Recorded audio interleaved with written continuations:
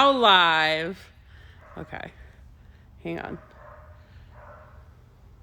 What's your Instagram? Coach Neil 1476.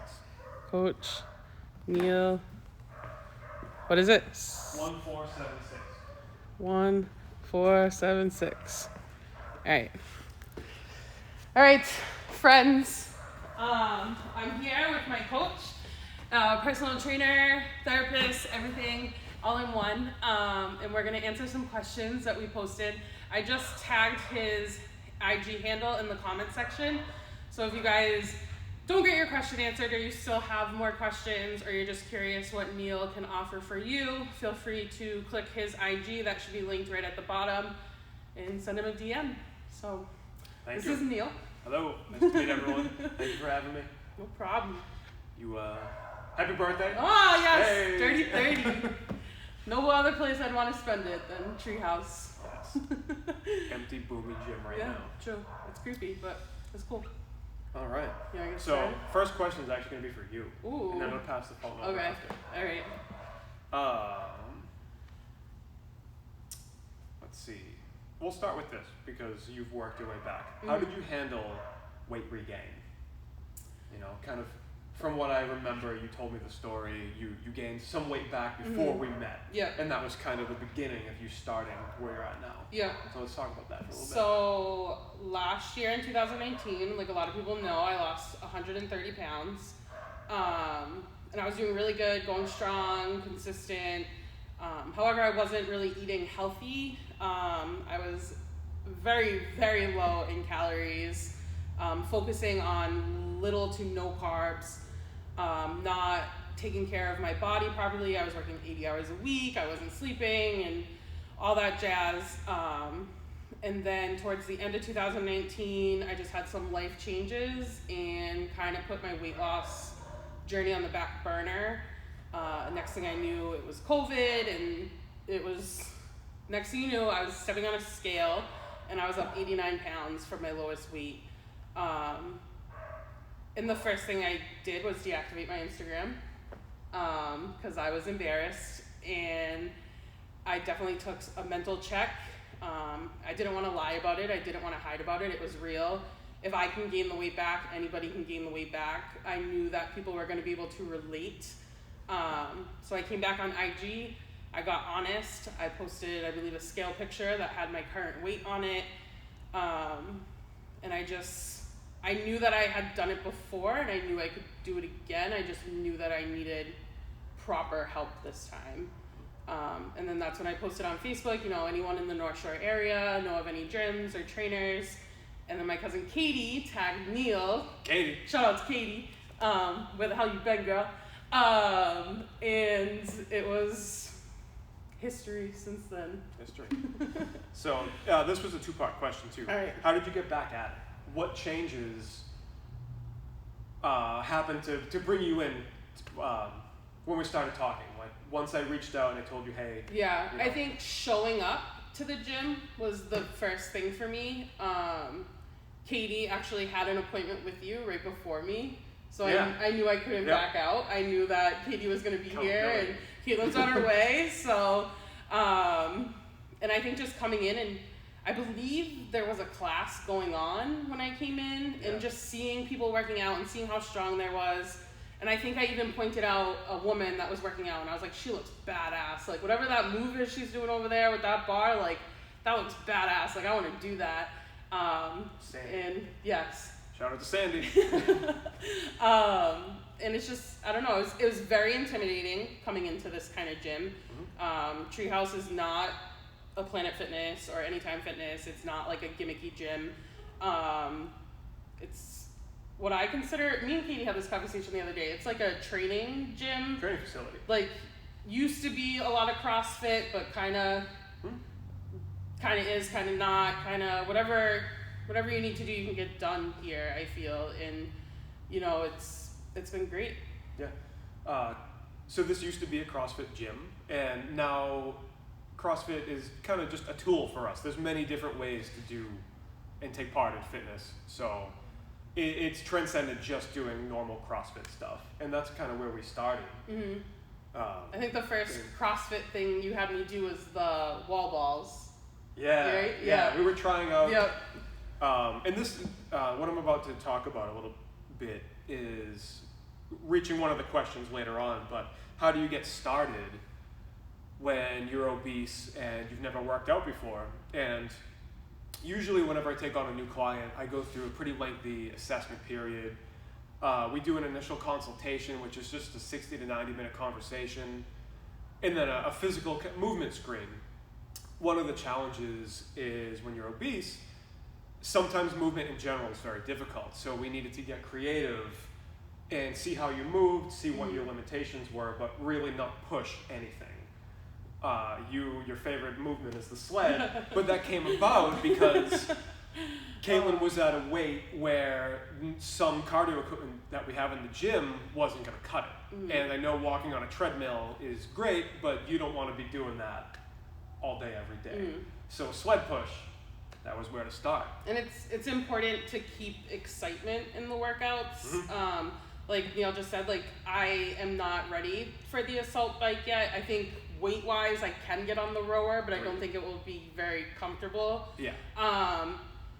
And like he said, the treadmill, like, it's great. People have great success. But for me, I need to be excited to work out. And I know I talk a lot of shit about the sled and that I hate the sled, but I truly have, like, a love-hate relationship with the sled. And I love putting the weight on it.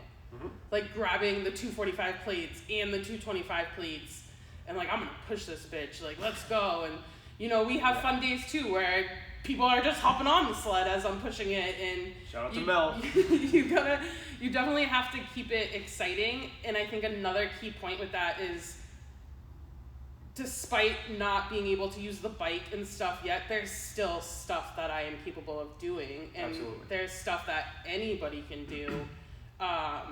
It just might not look like what the average person in the gym is doing. Yeah, and that's okay, because a lot of what the assessments and the consultations are for is really making customized fitness per client. And that's been the number one focus for you and I, you know. So like for you, the sled, that is cardio. It's strength, it's hard work, but it's very repeatable for you. You can come in every day and push it. The sled's over there, that's why I'm pointing. And we switch it up too, like he just said, cardio and strength. On my condition days, the sled is lighter, and I definitely have more reps going up and down, where yesterday was a strength day, and we loaded it up with weight, and you know, I pushed it down and back, and then took a break for a few minutes, and then pushed it down and back, took a break for a few minutes. So despite it still being the sled, you can get different things out of it, which I think is pretty cool. Yeah. How do you feel today? Good. I didn't get the sled today. Yeah, yesterday. I did have it yesterday, and it was heavy. It was 190. Crushed it. So. Awesome. Yeah. All right, so we have a question about macros, and just to preface this whole thing. What is a macro, Neil? So you have macronutrients and you have micronutrients. Macros, they break down and make calories, where micronutrients, that's your vitamins, minerals, they don't amount to calories. So you have your main three. You have fats, carbs, and protein. Fats are a little more expensive. Per gram, it's 9 calories, and carbs and protein, it's 4. So depending on the split that you have, it adds up to your total calories for the day. And with that, it depends. You're going to hear it depends a lot. Like I mentioned with Caitlin, she has a very custom plan. We have a ton of questions about macros and what do we do macros for weight loss, many forms of that question ultimately, and it depends. In this one in particular, it's macro breakdown in combination with workout intensity and frequency. Depends. To get more specific on that, I would take a look at where you're starting. What are you doing right now for exercise? Have you, especially because of COVID, have you been in the house for, what are we going on, 9 months? Yeah. 8 or 9 months. What have you done for exercise in the past couple of years? How intense was that? Was it a cardio routine? That's a very common thing that I come up across is, oh yeah, I work out. What do you do? Cardio. Have you ever lifted weights? Nope. And that's okay. But that dictates a very different starting point per individual. And the same goes out for macros. Well, where are you eating right now? And I'll use you for an example. When you lost all that weight, you were on a 1,200 calorie diet. And then when we met, it was around 15 to 16. So I had her calculations very comically high because it's based on the current weight that you're at. And if you are a heavier body, but you're eating 12,000 calories, there's a massive deficit there. Your body's pretty much going to be in starvation mode or already is. And that's when you get questions about how do you beat a weight loss stall. We'll loop back on that because there's a specific question. So macro breakdown is, the way I would do it is I meet the person where they're at and slowly build up over time, because it can be a massive shock to your system being like, hey, you should be eating 2,000 calories a day, but you're only eating 12. Not only is that a whole bunch of food to eat, it's probably going to freak you out. Which I think the key word in that too is gradually and taking it slow. I know I feel like I'm eating a ton of carbs a day, and I also know that I'm not where Neil wants me at. But I was honest with Neil in the beginning, and I told him I was eating such little carbs, and now this number that you just gave me seems impossible. Let's do it little by little. And I think we've been going up about 10, 15 grams every couple weeks. And it's mentally, that's how I need to do it. And it's working, so. And that's the key, is what is working, how are we measuring it, and how do you feel? Whenever you have a question of oh, am I eating too much? I have a whole list of checklists that we go through. How are you feeling? How are you sleeping? Have you been hungry? One of the last changes that we made was because you expressed I'm feeling really hungry. What was going on off the food end was we started new strength training. You've seen the videos. She's doing heavier squatting, heavier sled pushes. We moved into trap bar deadlifting. So that hunger that she was feeling, let's just call it out of nowhere, because you had your exercise routine and you were good, you needed more food to view it as fuel. She needed more to support this. And that was one of the conversations we always come back to is food, you have to eat for the rest of your life. So you need to view it as fuel for performance, how you feel, not just through a weight loss lens. Losing weight is a process, but if it's successful, eventually you've lost the weight. Well, now what? You have to know how to fuel your body, know how to move, and hopefully you've moved down the wellness scale. And I definitely think going more on looking at food as fuel, for me, that has meant looking at quality over quantity. I was eating a whole bag of frozen riced cauliflower because I thought that was the healthy way, and I got to have a whole bag of it where I can now have a serving of brown rice and get what I need out of it and enjoy it. And everyone knows I'm probably made out of 90% cauliflower rice and mashed cauliflower. But at the end of the day, brown rice tastes so much better. And I'm so excited that, I've been able to see, the quantity is a lot different, but the quality of that brown rice is fuel. Good. You feel good. You're able to come in here 6 days a week, perform, get better, and the weight's still going down. So let that be proof that carbs are not bad. No. Carbs are not bad. Too many carbs could be bad. But you can't. And with the kind of carbs, I think it's important to hit on complex carbs and simple carbs. And even to just bring that back a little more, is it a whole food? Is it quality food? Is it carbs through a product that has a whole bunch of different flours in it, or is it sweet potatoes? Your body knows what to do with an apple, banana, sweet potato, but when you bring something in that's packaged, it doesn't always know. Yep. You know. So yeah, I hope that was a long answer to that question. We'll loop back around on macros many times, but I hope that was good. Macros. This one is, how do you get a good workout inside of an apartment during COVID and winter? So winter is coming. Ooh. Hey? There's a lot of ways. So think, what do you have to work with? Do you have any exercise equipment? There's so many things you can do and use, whether it's like legitimate dumbbells, bands, or my wife and I, we made heavy sandbags. We literally got 3 laundry bags, dumped a bunch of sand in it, and we throw that around a little bit. Shout out to Lexi. Shout out to Lexi. There is so much to do. I would need a conversation with you of what you have, but to leave you with something to work with, think about movement patterns. You know, we squat. You're bringing your body mass to the floor. You're doing, in daily life, you bend a lot. So think about what bending patterns look like. Pushing and pulling, whether, you know, it doesn't have to be pushing a barbell or something over your head, but you can be trying to put something up on a shelf, pulling. Like, what do you do in daily life where you're pulling things? Like, you're pulling laundry out of a dryer. Yep. It's not a loaded movement necessarily, but you can work these different patterns with different loads, with different things available to you. I think too, like, I notice myself now too, like in the house, is just watching my form on how I'm doing certain things. Yep. When I have to get something out of the bottom cabinet, how am I hinging? How am I squatting down to get that pot or pan out and things like that.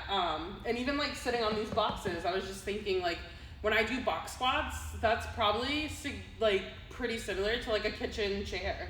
Yeah. And like you can do squats on your kitchen chair and things like that.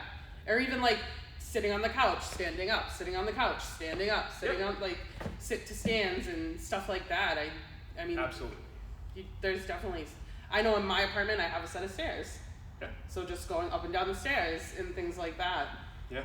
And if it's cold out, you should still go outside. Mm-hmm. But if it's snowy and raining, once we do enter into full winter, I don't know where you live, what kind of winter you have, but just getting outside and going for a walk, being out in the fresh air, that does a lot. Mm-hmm. It does a lot. For your mental health too. Yeah. Which I think is important in one of the first conversations me and Neil have. Like, this is so much more than what I'm eating and how I'm moving. Mm-hmm. It's, like Neil said earlier, my energy, my stress, my sleep, my mental health, and things like that, and it all comes together as one. Well. Yes, wellness. Cool. For the person who asked about the workouts for inside and winter, if you want to message me, it's all good. So we can go. His handle is tagged in the bottom. Wherever that is. Tips for losing lower belly fat. Also, Caitlin, you're doing awesome. Oh, thanks. Yeah. So the upsetting answer for this is you can't really spot reduce any particular fat. What you can do is work out a balanced diet and move, just exercise. You can train around the area. That won't make fat from that particular area decrease, but you will still grow muscle underneath it and develop. But as far as like particular fat in an area, the body's gonna lose fat where it wants to. We can't really control that, you know, and everyone is different. Like specifically for guys like to hold a lot of weight at the stomach, chest. For ladies, sometimes it's always legs and butt. But everyone's different, and when it wants to come off, it's gonna come off. I think staying consistent and consistency is a big tool in having just the overall body fat percentage come down. Yeah. And that will show itself in different ways. Next question.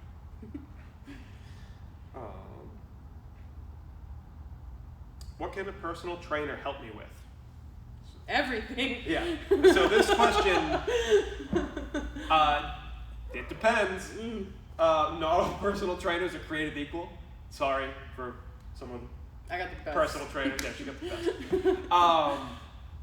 So a personal trainer is going to show you how to work out, do exercise safely, put you through a plan and all that. I'm a personal trainer, but I also like to really put focus on coaching.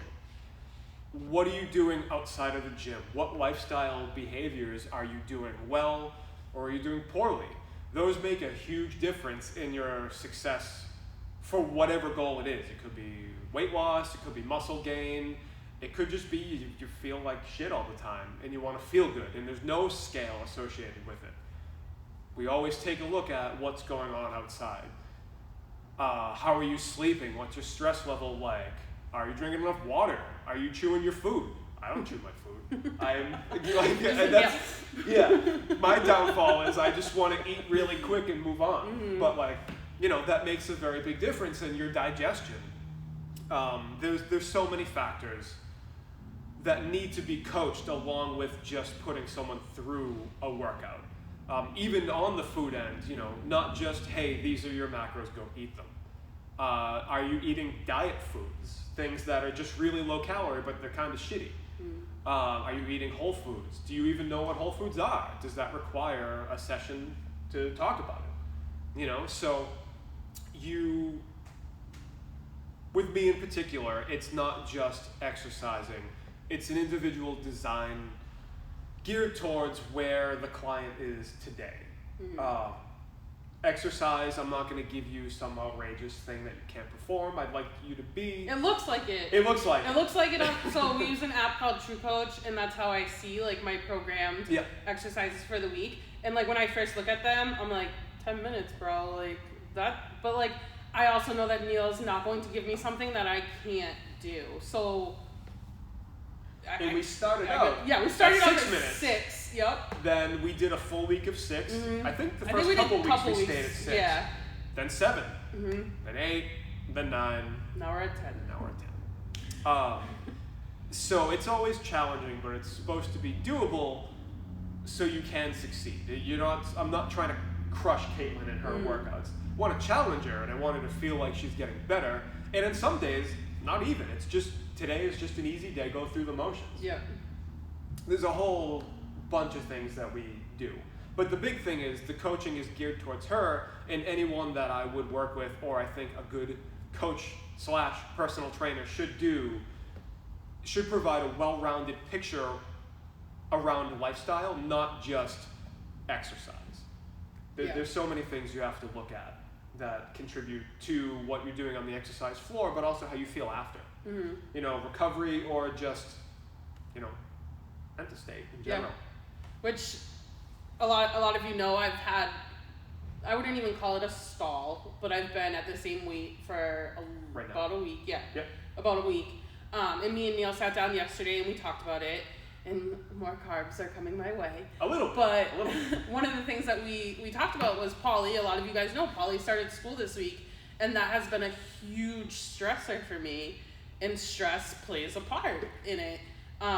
So it's just, you know what I mean? I can sit here and be like, did I not go hard enough in the gym? Did I eat too many pitos? Like, at the end of the day, I am going through something very stressful right now. My nonverbal son is going to school, and I just gotta go through with the motions, and I'm talking to Neil about it, and you know what I mean? It's a very important conversation to have. Can I use the sleep example? Yes. Okay. So another question was, how are you sleeping? She's like, good, I get 7 to 8 hours. And I'm like, all right, cool, walk me through what sleep is like. And because I spy on her Instagram, I found out that, there's some pedos in bed and a little too much Netflix and chill. And 7 to 8 hours was realistically 6 to 7 hours. And she's working really hard in the gym.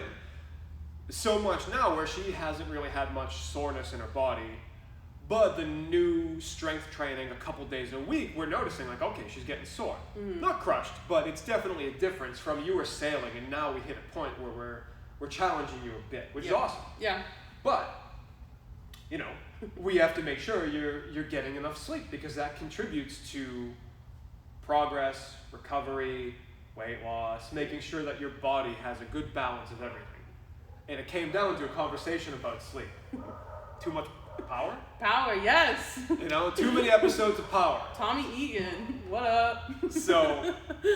But I will say, I turned my TV off at 10 o'clock last night. What's up? So, and what? Yeah. So that's just an example of some of the conversations that we have, coaching, personal training, you have in regards to, you know, just general lifestyle. Hey, this thing is going on in my life. Why am I not losing weight? How come I can't push more weight on the bar or sled or whatever? There's certain factors that don't have to do with the floor. Yeah. That it could come from. Thank you for that question. How should we figure out our macros? Please explain simply, as I know nothing about macros. Depends.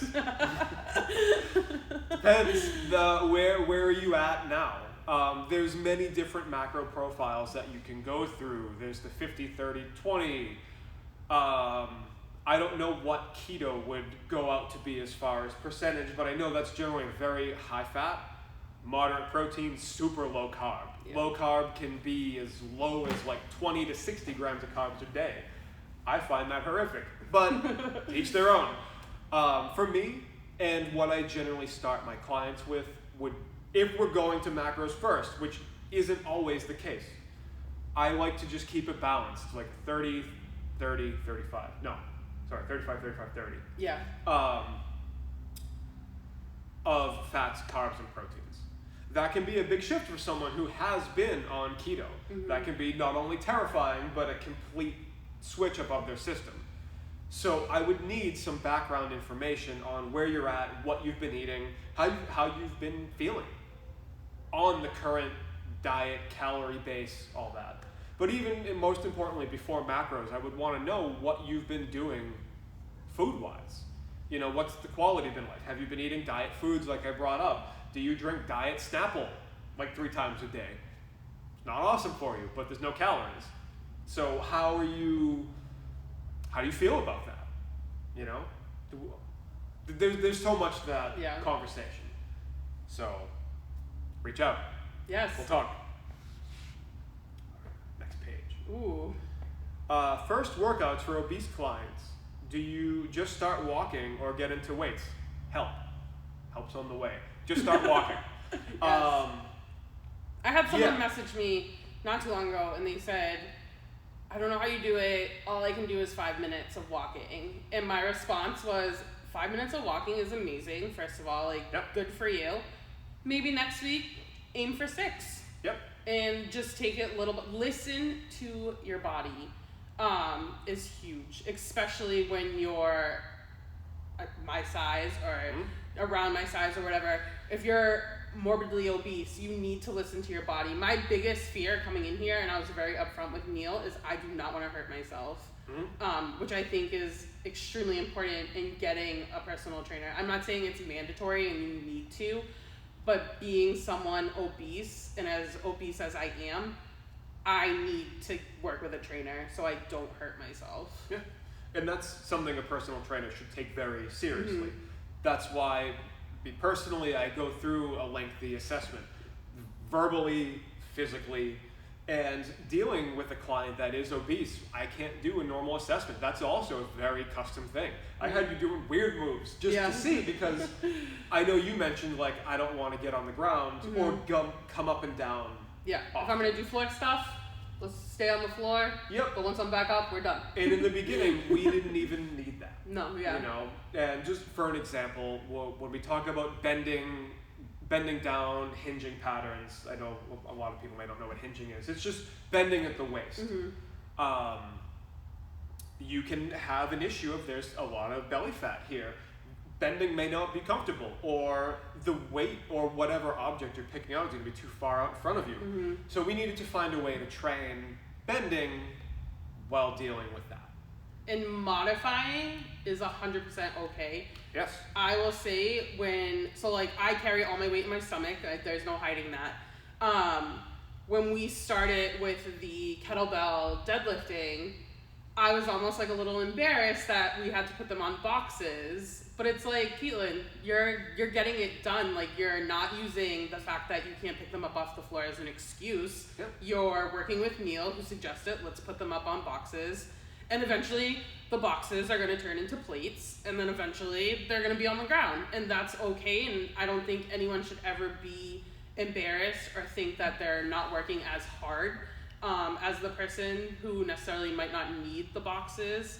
But I think it's really important to modify when you need to modify. And I know when people hear modify, they take it negatively. So I know if you feel that way, you feel that way. But think of it as a progression. Yeah. So if we do take that bending piece, we started out slamming a med ball on the ground. Because that was a bend. The force was coming from the waist. And then we moved to, like Caitlin said, 2 kettlebells on boxes that brought the floor up. You know, so it was easy. And now she's in a trap bar. Yeah. Slightly raised off the slightly floor. Raised. And even even another example that you can hop right on my wall and see, when I started the safety bar squats, I had a larger plate on top of the box that I was getting my depth down into. And just yesterday, we switched that plate out for a thinner plate. And I think tomorrow, the goal is to take the plate out, lower the weight, but take the plate out so I can focus on getting down all the way to the box and then slowly building that weight back up, which is important. And again, I would never think to do that without a personal trainer's input. Yeah, and these are all just tools to like really customize this per client. You know, you can give someone the same exercise, same everything, but the approach and intent is customized per individual. And that's very important to me and also for clients to hopefully trust their trainer to do that. But yes, walk as much as you can. And again, don't worry if it is only 5 minutes, 5.5 minutes next time. Like a 30 seconds progression is perfect. You know, there's nothing wrong with that. Everyone has a different speed, a different starting point, and you eventually make your way to weights.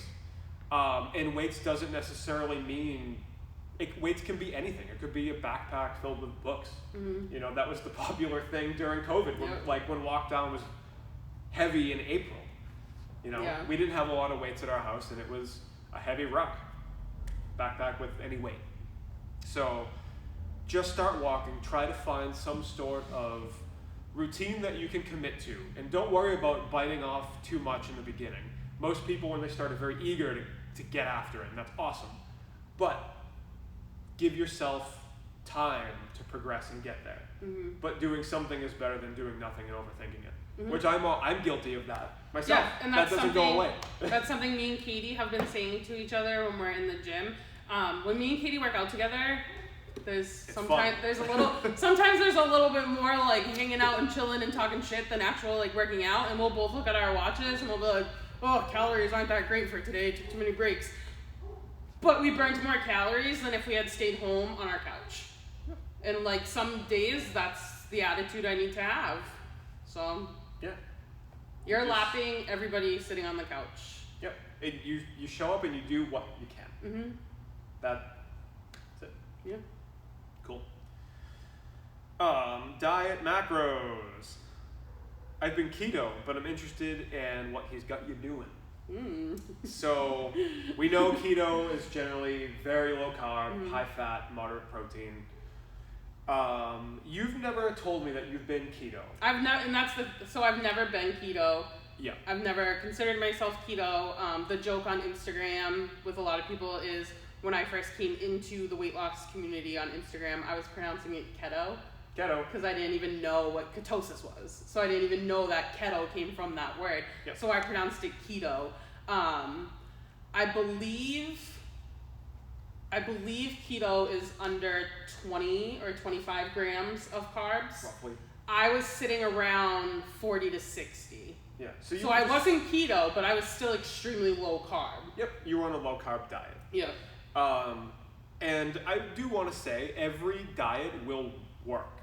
You know, it comes down to a conversation about consistency, what you can maintain. And this is one of the first things I told Caitlin when we started working together was You're going to be alive for a long time. How do you want to eat for the rest of your life? If you're not going to commit to keto forever or for a very long period of time, there is a question of, well, what happens when I stop? You gain 89 pounds. Yes. There's a chance you could gain a lot of weight back.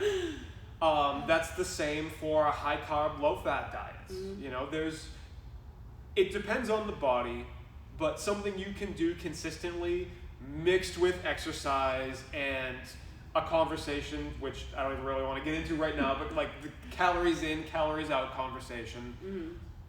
How does it affect you consistently over time forever? So what Caitlin and I do is balanced diet, you know? Yeah. I like to keep her protein. It's not nearly where I wanted to have it, but that's We're a getting different there, story. Neil. Baby steps. Yes. I personally like a little bit of a higher protein diet because if you're weight training and you're trying to keep muscle, and higher protein diets is great for muscle. And the more muscle you have, the more fat you will burn because you are expending more energy trying to keep that muscle. Can we time out for a second? Because I've been getting a lot of comments on my posts with the weightlifting about how weightlifting isn't good for weight loss and that I should focus on losing weight before I start weightlifting. And we had this conversation yesterday about how muscle actually helps burn fat. So I'm not good with like lingo and sounding smart, and I know you'll make this sound smart. So please, can you just educate? Well, it's not even about being. There's so much fitness and weight loss, weight gain, muscle gain advice on the internet. The internet is a very large pool with lots of comments in it. So, firstly, if weight loss is the goal, at what expense? You can lose a ton of weight and not feel good. You could feel mentally good, but are you strong? How does your body feel? Yep. Something that you expressed is you want to feel strong for your kids and show them that you did this thing, which is a lot of weight loss, but you also want to feel good every day, feel strong, feel capable. That requires muscle. Yeah. You're very strong for someone your size because you've been carrying around a lot of weight, so you have super strong legs.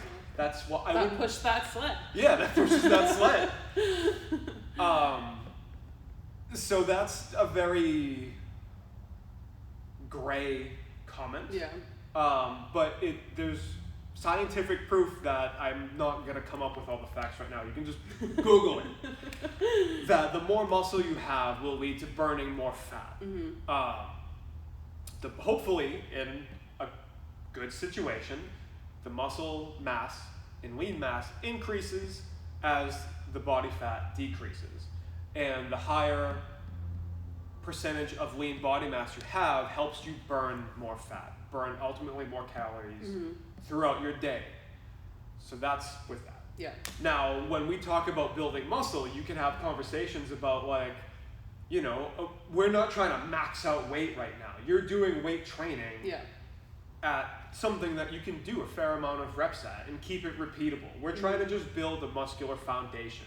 You're not trying to go and be a power lifter and move all these crazy numbers right now. Yet. That's a long-term goal that we'll get into. So, on the flip side, what would you want to be doing? Just jumping on a treadmill and doing 7-pound weights? Yeah. That's not enough stimulus for Caitlin to feel like work, If I need to show up 6 days a week, which in my journey right now, I do need to show up 6 days a week. Yep. I need, like I said earlier, I need to be having fun. Yes. I need to be excited. I look forward now to our strength days and the safety bar and the trap bar and stuff like that. And the other thing too to touch on too is what's big in the weight loss community on Instagram, especially when you are starting around my size, you're going to have a lot of skin. And me and Neil have had this conversation because skin is something that I'm anxious about. But building muscle is going to help with that skin. Yeah, it won't shrink the skin, but it will give you an idea of what's underneath and kind of what your frame is, Yeah. So, good stuff. Weightlifting. Weightlifting. And it's not, we don't exclusively do weight training. We have 2 days. Caitlin does full body workouts 3 days a week. Yes. And then because I can't throw her on a bike or a rower yet, I try to come up with creative ways to have her be doing aerobic work a few days a week, where it's not high intensity. It's just steady. Those are your AMRAP 10, or what started at 6 days. Yep. So it's well-rounded, you know? Yeah, we're on an alternating schedule every other day. And at the end, like, just my personal opinion, you got to be strong. Just because you're fat doesn't mean you have to not be strong. Yeah. You know, we got to work it. And you'll be surprised too, like how strong you are when you start new things in the gym. I call it the bro zone, and on Saturdays there's a group of bros in here that look strong AF and are strong AF. Yeah. And then we'll be on the turf together because there's 2 lanes on the turf, and I'm pushing the same amount of weight on my sled that they're pushing on their sled, and like we're both taking deep breaths at the end of the trail, and like they're like, damn, like Caitlin, like you just pushed that, and I'm like, oh, last week I pushed 260 when Mel hopped on and blah blah blah, and they're like, what? Like I like that too. Like I love the you want pat on the back that I get when people are like, wait, how much did you push? How much did you squat? Like you're capable. You're so capable.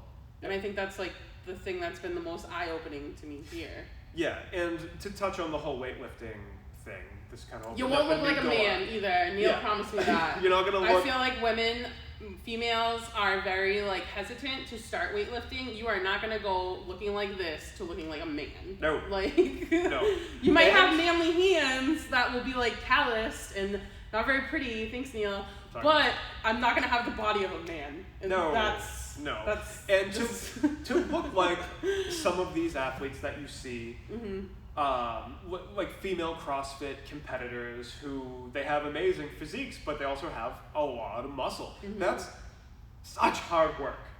And to even see like female competitor bodybuilders, like that takes a lot of effort. You don't get like that by accident. No. You do not.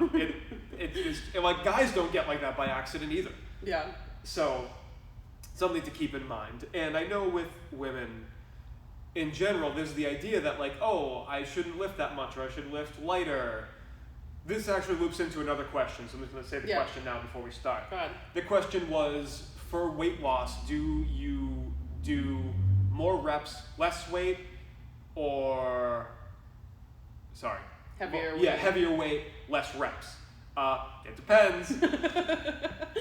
So there's this specific stimulus for both. And for women generally, like I hear all the time, like, oh, I could lift this weight. I was just doing 7-pound dumbbells or 10. You're capable. You can do a lot. Upper body generally can be a limiter, but women aren't stuck in that. They can do so much more, and most people are a little bit stronger than they think. Oh yeah. But the conversation about reps, so I would break that down to where are you starting? The it depends thing, you know, are you obese with not a lot of exercise experience? Yes? Cool. Let's start in a place where we're doing a lot more reps that I would put into motor control and just getting used to moving a pattern. Body weight, light reps, things like squatting to a box so you're not feeling like you're gonna fall backwards. You put these certain progressions together because over time, I want you to get a little more weight on, whether it's dumbbells or something. Yep. But if you're a beginner, it's not a bad idea to start for more reps, less weight, till you feel comfortable, and then you progress from there. Which is what we did. And weight loss isn't going to be defined by how you lift that weight. For me, it would be like, how do you feel performing this movement pattern? How's the movement pattern look? Okay, we've been doing this for 6 weeks. Let's make it a little heavier. Let's see what happens. So that kind of progression. Yeah. Comments? Yeah. No. No concerns. No concerns. No concerns. We've been bouncing around. It's okay. We got. Do you have any experience with macros for post-op bariatric. I don't know if I pronounced that right. I think so. Patients. So I'm not a doctor, and I haven't had any hands-on experience with that, but I do know that the first 3 to 6 months, there's a very small window of calories that you can eat, and it starts in a very liquid form, and then they build foods in. I would say don't worry about macros at that point. If you got that operation, you have to go through the protocols that your doctor gave you to get through the recovery safely. Because from what I understand, you can rip what they did if you eat too much or eat certain kinds of foods. Yeah. I got this question last night. I got a sneak peek. And I did some research, and you don't want to be consuming too much. Again, I'm not a doctor, but it seems like foods that may even take in water that may expand in your stomach after you've consumed it. So follow your doctor and the path that he has you on, and whatever, if you're a year or two out, maybe just start having a conversation about nutrition in general, and to not put on the weight that you lost from that surgery, and start looking at lifestyle changes. Again, macros it's a tool. You can do, there's the if it fits your macros diet, but the quality could be complete shit because it fits your macros. That isn't always awesome. Now we have a conversation about well, how's your body digesting it? What's inflammation look like? I would want to have a conversation about lifestyle choices, living with post-surgery life from surgery day to however many years out recovery and then on. Yeah. Does that make sense? And I know. So I haven't had surgery. That's not the route that I want to go. However, I had looked into it a few years ago, and I know in Massachusetts you need to, in order to get the surgery, insurances in Massachusetts make you connect with a nutritionist, make you connect with a therapist. You have to lose X amount of weight before you can even get the surgery. Yep. You have to be cleared by a psychologist and a nutritionist and a doctor. So these are all questions that I would definitely have with your team when it comes to that surgery. Yeah, if you could find a good trainer, nutritionist, dietitian, like Caitlin said, if you have your team, have them be linked up in that conversation the whole way. And if it's a personal trainer, hopefully you may need to seek someone out that also has specific nutrition certifications, training, experience, not just someone who works at a gym and is putting you through exercise. Yeah. Because you have a deeper situation there. This is good. I'm liking this. This is fun. What do we got? Would you be interested in doing macro counts for people remotely? Yes. There's a deeper conversation here. I could prescribe macros for you, but what's the goal? Where are you starting? What are you going to be doing after that, around that? Is it even working? Does it need adjustments? So, yes, I could, but that doesn't necessarily mean it's going to be successful. There's so many factors to that. Like I said, macros is a tool among many things that contribute to success in goals. Weight gain, muscle, weight loss, all these things. So I would say look for coaching, and I do have a service that's nutrition coaching with accountability built in, weekly, bi-weekly. There's different ways we can go about it. We would have to have a conversation based on what you're looking for, goals, all that. And now this first conversation is complimentary. Yep. Yeah. Yep. We do. Sweat. Yeah, the no sweat intro, which we'll link my gym where we service through our no sweat intro, kind of like intro consultation. Just write us and set up a conversation. And again, this can be done remotely if you're Yes. not in the Yep. area. Yep. Which I know there's a question on there, where are we located? So this is Treehouse School of Fitness, and it's in Danvers, which is part of the North Shore in Massachusetts. Yes. Cool. Thank you. You're Thank you welcome. for the plug. Of course. Um, And like he said, when this live is over and I save it, as I believe I was told I can save it as an IGTV, and then it will save on my wall. I will link Neil, I will link the gym, and you can feel free to DM either of those accounts. Yep. And either Neil or someone will get back to you and put you in connection with Neil. yes. What inspired you to become a coach in the hardest part of the job? I was excited for this one. I Yeah. got this question yesterday while I was here working out before I left, and I was like, "Oh, Neil, we just got a good question." So, I'm excited. I want to hear this one. Yeah, I'm going to try to keep this as brief as possible. Okay. So, there's a bunch of factors. The honest starting point was my wife was a member of Treehouse for about a year and a half before I came in. And as you know, nutrition, fitness, CrossFit can be expensive. I knew I needed to make a life change for myself, and I didn't have an awesome job at the time, and it was hard for me to pay for it. So after about 6 or 7 months, I'm like, maybe I can be a trainer to help me get a free gym membership. But the feeling that brought me there came from working with my wife. So hi Lexi, she has some health issues. She has Hashimoto's, which is an autoimmune disorder.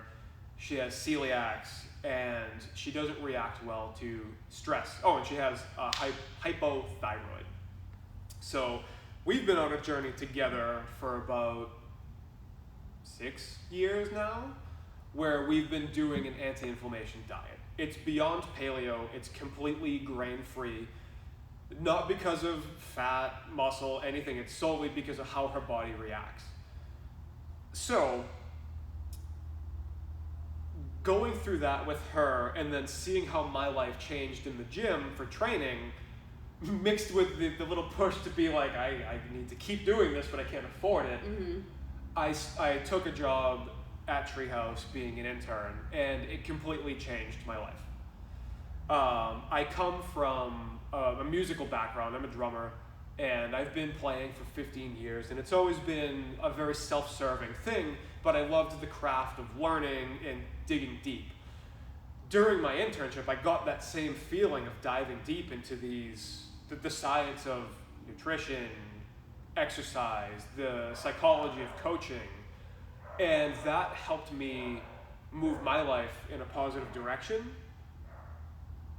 and I was able to help other people, which was so different from music, which was very self-serving, fulfilling, but the act of being able to help people and change their life meant a lot to me. So that's kind of where the journey started, and it took like the 6-month period to fully realize that, and I was all in. There was no question at that point that this is why I'm doing this, and this is where I want to be. And the hardest part of the job, the funny answer is trying to get people to not believe internet bullshit. There's a lot of bro science on the internet, but there's to aid that. I mean, there's so many different ways to achieve goals and get things done. Mm-hmm. We're all humans, so sometimes, like, if it fits what your narrative is, like, that's going to be an ingrained thing. Yeah. Sometimes that's not always the case. So that's the funny part. But, like, the hardest part of the job in general, I think, is coaching people to be patient. And that's not a negative thing towards a client, but Mm-hmm. as humans, that's the hardest part that I'm guilty of myself. With, like, am I qualified enough as a coach? Am I good enough? It's like, yes, be patient. You'll feel that way when you get there. Mm-hmm. We all are very passionate about our goals, and you gotta be patient. Things take time. And for people who are really invested in weight loss, even just because of health reasons, it can be very frustrating. So it's not a negative hardest part, it's just the hardest part to get a client to take a breath and see that this is a process. It can take years and decades to get to a point of obesity, or maybe you were that point your whole life, or maybe it's not obesity, maybe it's just unhealthy lifestyle. You can't undo that with 30-day abs or the juice cleanse. It takes time, and I will never put a client in a crash diet scenario. It's low and slow for me, you know, and not everyone wants to hear that. It just means I get stuck with Neil longer. You get stuck with me longer, so you know, because I want the progress to be real. In a perfect world, I want you to be and feel capable to take care of things on your own.